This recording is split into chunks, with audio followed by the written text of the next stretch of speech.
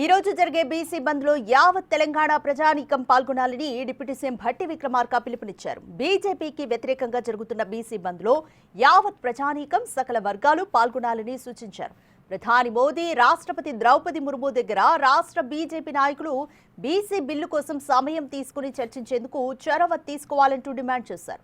Supreme court తీర్పు copy వచ్చాక చర్చించి ఈ నెల 23న కేబినెట్ లో నిర్ణయం తీసుకుంటామని తెలిపారు.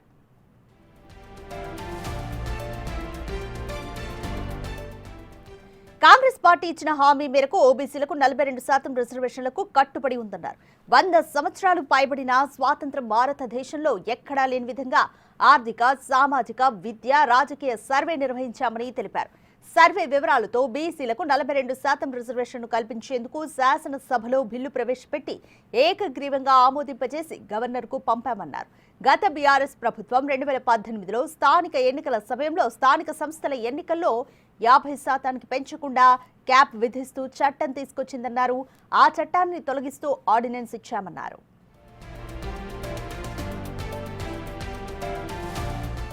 బీసీలకు స్థానిక సంస్థల్లో రిజర్వేషన్లు, విద్యా ఉద్యోగాల్లో రిజర్వేషన్లకు సంబంధించి 2 బిల్లులను ఏకగ్రీవంగా ఆమోదింపజేసి గవర్నర్కు పంపిస్తే ఇంతవరకు నిర్ణయం తీసుకోలేదని మండిపడ్డారు.